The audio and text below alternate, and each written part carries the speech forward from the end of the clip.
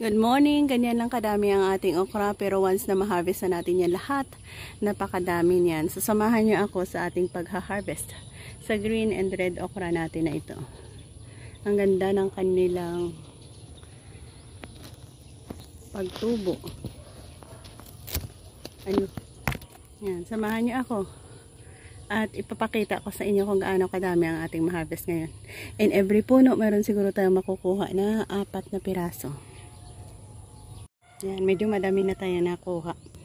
Continue pa rin tayo sa pagtanggal ng mga malalaki dito. Sa red natin, ang dami na natin nakuha. Ganda no? Ito ang haba.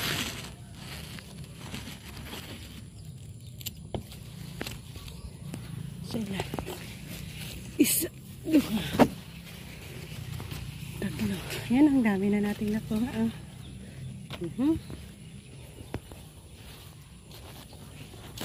Ang haba.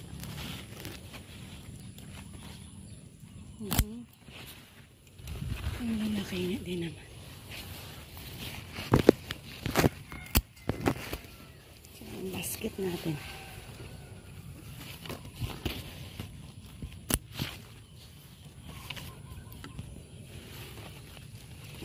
Ayan.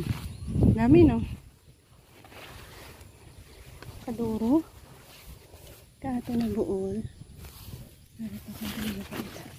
Maski gamay. Maski maliliit lang. Pero ganda ng bunga. I-count natin mamaya kung ilan nga bang ating na-harvest sa araw na ito.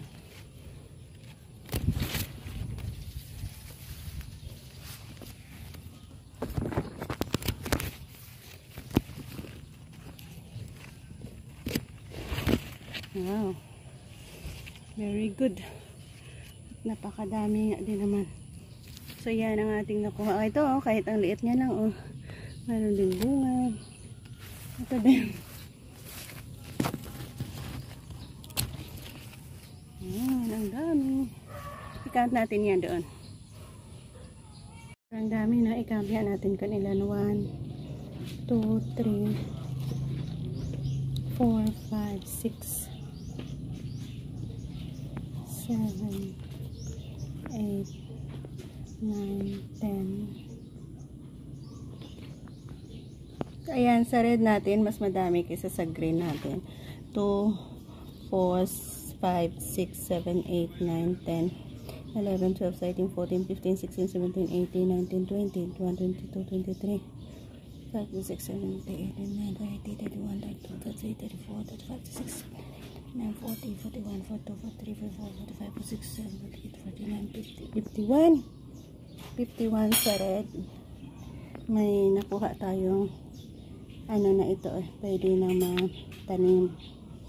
Ipa-try na natin. 51, 2, 4, 6, 8, 10, 11, 12, 13, 14, 15, 16, 17, 18, 19, 20, 21, 22, 23, 45, 6, 7, 8, 9, 30, 31, 32.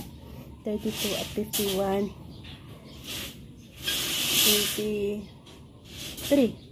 83 lahat ang ating nakuha. Indeed, abundant harvest na naman ang ating pinapakita dito sa inyo. So, mas madami pa tayo dyan nakukuha dahil marami pa tayo nakikitang sumisibol na bunga doon. Bless our plant na always mag-produce ng madaming bunga. Bye-bye!